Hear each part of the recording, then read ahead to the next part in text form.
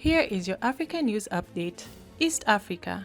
Uganda pays $65 million to the DRC as part of war reparations. Uganda has paid the DRC $65 million in reparations for the past illegal invasion, Justice Minister Rose Mutombo has announced. The sum, disbursed on August 10th, is the first installment of the money that Kampala must pay to Kinshasa in reparations for the Uganda's army invasion of the DRC during the Congo War between 1998 and 2003, according to an International Court of Justice decision issued on February 9th this year. The ICJ ordered Uganda to pay $325 million to the DRC, though Kinshasa has demanded $11 billion instead. The money is to be paid in 5 installments of $65 million starting on September 1st this year and September 1st for the following 4 years. Between 1998 and 2003, some of the eastern, southern, and northeastern provinces of the DRC endured a devastating war that involved the country's army, supported by armies of Zimbabwe, Angola, and Namibia, against rebels backed by the Uganda and Rwandan armies. In the course of the war, the Rwandan and Ugandan armies ended up fighting each other on Congolese soil, notably in Kisangani in the northeast of the country in June 2000. The ICJ also said the war led to illegal exploitation of Congolese mineral resources and other damages. The court said that $225 million are for loss of life, $40 million for damage to property, and $60 million for damage to natural resources. The ICJ concluded that the number of deaths for which Uganda must pay reparations was between 10,000 and 15,000 people. The DRC government, through its spokesman Patrick Muyaya, said the funds paid are lodged in a transitionary account of the Ministry of Justice in a local bank as officials wait to create mechanism for compensating families of the victims. Officials in Kampala had protested against the ICJ rulings as unfair and wrong. General Jeje Odongo, Uganda's foreign minister, regretted that the decision came as the DRC and Uganda were continuing to strengthen their relations. For the past 9 months, Ugandan soldiers have been fighting ADF terrorists in eastern DRC alongside the Congolese army. In May 2021, the two countries also signed a $330 million agreement to build and rehabilitate more than 200 kilometers of road in the interior of North Kivu in eastern DRC to link up the two sides. Ethiopia. Tigray rebels agreed to AU-led peace talks, call for ceasefire. Ethiopia Tigray rebels said on August 11th that they would accept a peace process with the federal authorities led by the African Union. The Ethiopian government has previously said it was ready for unconditional talks anytime, anywhere, brokered by the Addis Ababa headquartered AU, and set up a 7-member peace committee which drew a proposal to start ceasefire talks with the rebels and end the war in the northern region. The AU and the Ethiopian Minister for Peace, Taye Dendea, welcomed the development. The statesman, however, insisted on Twitter that the TPLF troops must be disarmed before peace talks start. Fighting has raged on several fronts in northern Ethiopia since hostilities resumed on 24th August, with each side accusing the other of firing fast and breaking a March truce. The latest clashes broke out around Tigray's southern eastern border but have since spread to areas west and north of the initial conflict zone. The TPLF accuses Ethiopian and Eritrean forces of having launched a massive joint offensive on Tigray on September 1st. The United Nations has said that the renewed fighting had forced a halt to desperately needed aid deliveries to Tigray, both by road and air. After almost 2 years of war in the northern region, millions of people have been displaced and thousands killed. Gambia. Gambia halts syrup paracetamol use after children's death. The Gambia Health Ministry has asked hospitals to stop using syrup paracetamol after at least 28 children died of acute renal failure. In a letter sent to the country's regional health directors, hospital chief executives, and clinics also urged officials to substitute paracetamol tablets for the syrup. This is unfortunately not an isolated incident, as a couple of years back, a toxic chemical mixed into a teething medicine for babies killed at least 84 children in Nigeria. The children died after taking a medicine called My Pikin Baby Teething Mixture, a syrup for teething pain, according to Nigerian Health Ministry. Health officials say that a batch of the medicine that went on sale contained diethyl glycol, an industrial solvent and an ingredient in antifreeze and brake fluid. The chemical looks, smells, and tastes like glycerin, a sweet syrup commonly used in a wide range of medicine, food, and toothpaste, and counterfeiters wanting to enhance their profit by substituting diethyl glycol, which is relatively cheap, for the more expensive but harmless glycerin. The chemical causes kidney and liver damage, as well as attacking the central nervous system, causing paralysis that hampers breathing. According to the World Health Organization, sham drugs are the world's most lucrative counterfeit goods, with a global market worth roughly $200 billion, and Africa accounts for around 42% of the world's cases. Though the issue is widely acknowledged, its complexities are poorly understood. It stems first and foremost from poor drug traceability, which in turn relates to poor infrastructure and poor tracking across borders. On top of that, Africa has no official data collection for counterfeit medicine and tends to view healthcare and corruption as two distinct areas of public policy. For the criminal responsible, the continent may be seen as easy pickings, and with this, African government and health institutions need to urgently increase efforts at curtailing the circulation and sale of counterfeit medicine, or more such cases of medicinal poisoning will only increase. Namibia genocide. Opposition demands new deal with Germany. The Namibian opposition is demanding the renegotiation of a controversial genocide deal with Germany, but Berlin's unresponsiveness has led to even more resentment in Namibia.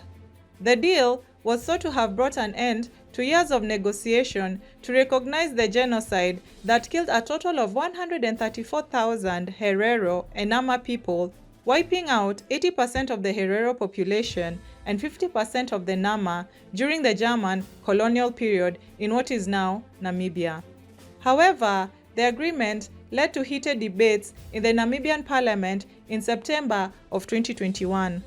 The president of the country's largest opposition party, Popular Democratic Movement, Marc-Henri Venani, wrote an open letter to German Foreign Minister Annalena Baerbock, a member of the Greens, calling for the agreement to be renegotiated and restructured. Venani stated that he is particularly concerned about the diaspora communities due to the fact that they are descendants of genocide victims living in Botswana and South Africa, and he wants the representatives to be included in the renegotiation process, asking the German government to perhaps begin talks with the government of Botswana. Venani's statements have been met with mixed feelings in Namibia, as OGF chairperson Maziengo rejected the politician's call for more government participation. While agreeing with the demand to include the Herero and Nama in the diaspora, he criticized a possible participation of more governments as a perpetuation of the exclusion. He referred to the fact that the Overhahero Traditional Authority and the Nama Traditional Leaders Association, which see themselves as the official representatives of the diaspora communities, were not part of the negotiation between Germany and Namibia. However, Eleni Henguva, a traditional councillor for the Ovambanderu, said that the affected communities had actually been considered in the original negotiation with the German government, therefore he sees no need for further talks. Venani also demanded an admission of guilt by the German government and a clear legal recognition of the genocide.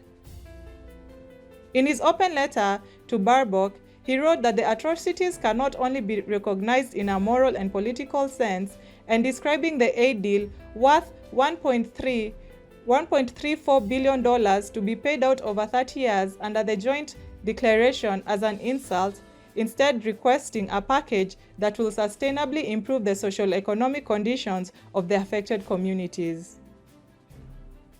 The PDM party leader argued that even the Namibian government has come to understand that the people of Namibia are not ready to accept this agreement.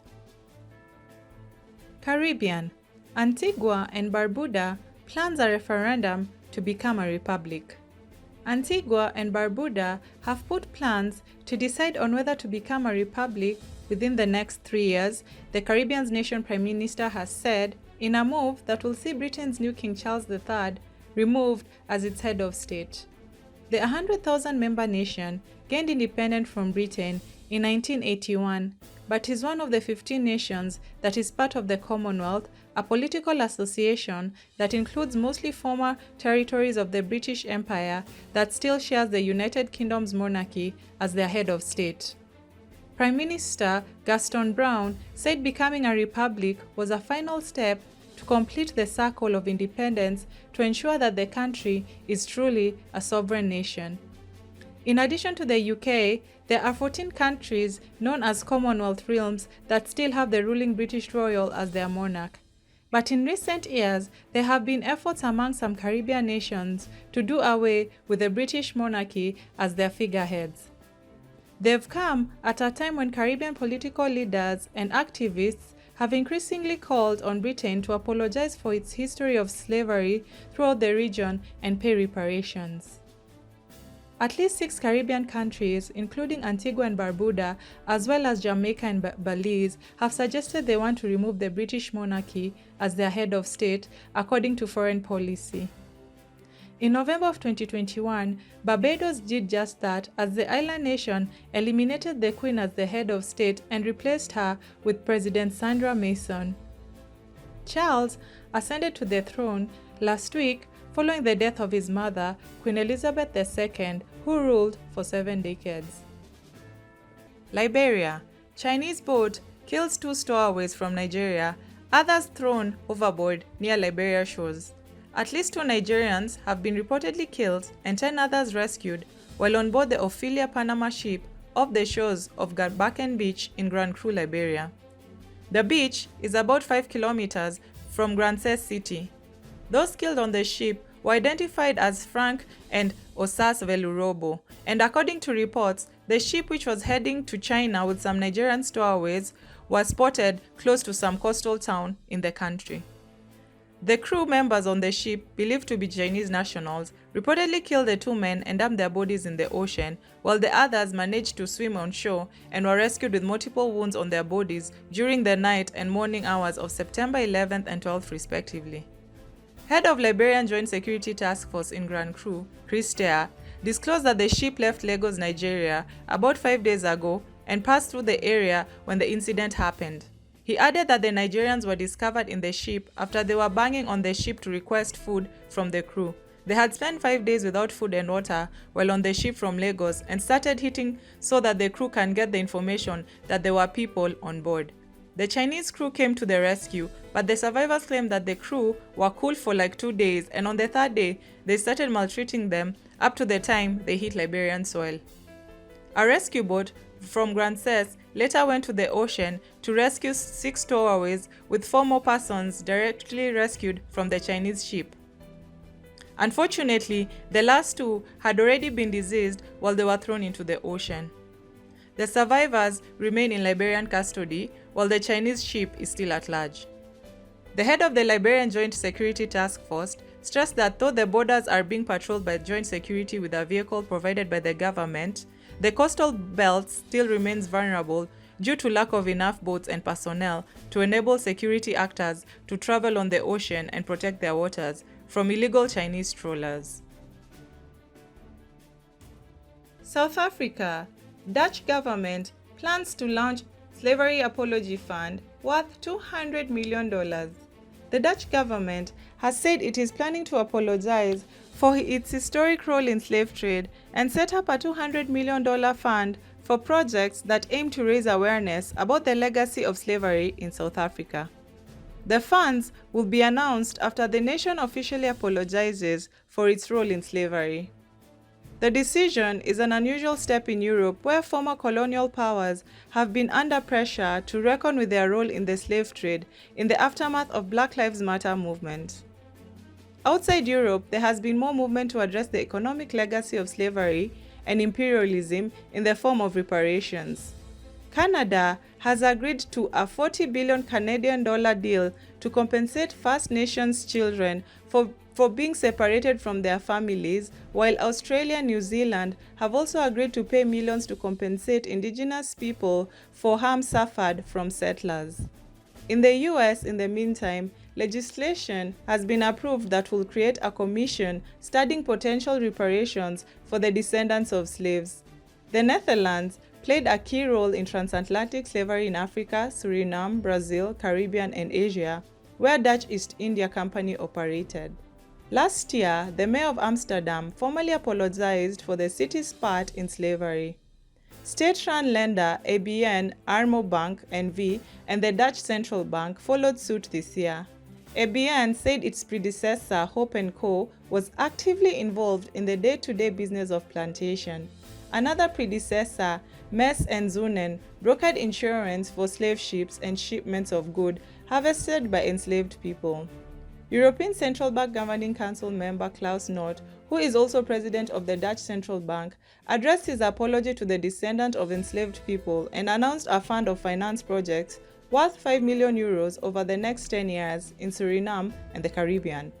The bank also said it will provide additional one-time funding of €5 million for a number of initiatives such as the National Research Center of the History of Slavery. East Africa. Uganda condemns EU's opposition to oil project. A pipeline to transport crude oil from Uganda's oil field through Tanzania is under construction, with Uganda's parliament condemning a resolution by the European Union Parliament calling on Uganda and Tanzania to stop the development of their oil and gas project in the East African region. In a session on September 15th, Uganda Deputy Speaker Thomas Tayebwa said the resolution is based on misinformation and deliberate misinterpretation of key facts on environment and human rights protection. He said it represents the highest level of neocolonialism and imperialism against Uganda and Tanzanian sovereignty. It comes as Uganda and Tanzania are building the East African crude oil pipeline project stretching 1,444 kilometers from Lake Albert in western Uganda to the Tanzanian port of Tanga on the Indian Ocean. Once completed, it will be the longest heated oil pipeline in the world. Uganda's reaction came as the EU Parliament resolution passed on September 14th warned of human rights abuses and the social and environmental risks posed by the ECOP project. The EU Parliament went ahead to advise its member states not to provide any diplomatic or financial support to Uganda's oil and gas projects. Tayebwa called upon the EU's Parliament to withdraw the motion for a resolution against a UN charter that provides for Uganda's right to self-determination and sovereignty over its natural resources.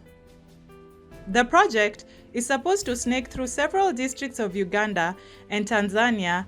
The ECOP, measuring 1,443 kilometers, will transport crude oil from Kabale in Hoima district to the Chongolani Peninsula near Tanga port. It is here that the crude oil will be shipped for refining abroad. The Deputy Speaker has been speaking tough against the white environmental activists, asking the Western countries to first stop the oil production projects of their own before giving directions on what is happening in Uganda. He said that the motion by the EU Parliament is intended to curtail the development of the oil and gas sector in Uganda, hence denying the Ugandans and entire East African region the benefits and opportunities from the extraction of oil. Tayebwa, called out Western hypocrisy, stating that various member states in the EU continue exploring, developing, and have increased production and use of fossil fuels in recent months. There are over 9,000 oil and gas production licenses in the US, including plans to drill in Alaska and the Arctic Sea. 53 licenses have recently also been issued in the North Sea, and Germany has revived its coal plants, Tayebo added. He wondered whether energy security is only a preserve of the Western countries so that the EU Parliament can prevail over Uganda's quest to exploit its oil and gas. The Deputy Speaker also responded to the allegations that the PAPs have not been compensated and rebuffed the lie, saying over 70% of those whose land has been acquired have received their pay or have been resettled. Tayebwa, who is also the Ruhinda North legislator, reminded the Europeans of the value associated with oil and gas discovery that includes employment, provision of services, goods, technical skills, and significant revenues for the country. Uganda boasts of approximately 6.5 billion barrels of oil reserves that were discovered in the Albertine area, with more potential reserves expected to be discovered with subsequent explorations. At least 1.4 billion barrels are estimated to be recoverable from the underground rocks. US. More DNA sought from remains of possible Tulsa massacre victims. Scientists seeking to identify more victims of the 1921 Tulsa race massacre are planning to extract more DNA from recently reburied remains and test more areas as potential sites to search for additional bodies. Remains found and exhumed from Oak Lawn Cemetery last year and temporarily reburied there will be exhumed again for additional DNA samples in an effort to identify them, according to a report issued on September 15th to the 1921 Graves Investigation Public Oversight Committee. The remains will be reburied in the same location, according to report by state archaeologist Carrie Stackelbeck and forensic anthropologist Phoebe Stubblefield. Additional graves in the cemetery will also be excavated, and those in simple wooden coffins said to be the type massacre victims were buried in will be exhumed, the report said. The 1921 massacre occurred when a white mob descended on Greenwood, a predominantly black neighborhood in Tulsa, the violence erupting after a 19-year-old black male was arrested for allegedly assaulting a 17-year-old white female in an office building. A search for the graves of massacre victims began in 2020 and resumed last year, with nearly 3 dozen coffins recovered that contained the remains of possible victims. Scientists plan to conduct soil testing at 2 sites along the Arkansas River where victims of the massacre were believed to be buried in mass graves. The collection of additional DNA is an effort to provide enough to begin sequencing on the other remains. None of the remains recovered thus far are confirmed as victims of the massacre, in which more than 1,000 homes were burned, hundreds were looted, and the thriving business district known as Black Wall Street destroyed. Historians who have studied the event estimate the death toll to be between 75 and 300 victims. Victims were never compensated. However, a pending lawsuit seeks reparations for the 3 remaining known survivors of the violence. Thanks for watching.